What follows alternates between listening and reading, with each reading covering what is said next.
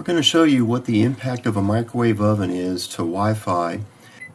So we just turned on a microwave oven and we've got a cup of water in there. And we are about 6 feet away from the microwave oven. And you can see that it pretty much is making channel 11 and specifically channel 8 basically useless. You can see the noise right here, which may be why the access point automatically chose channel 1 to avoid the high noise area of channel 11 and channel 6. And if you're on channel 8 or channel 9, that noise level is so high that you're pretty much drowned out.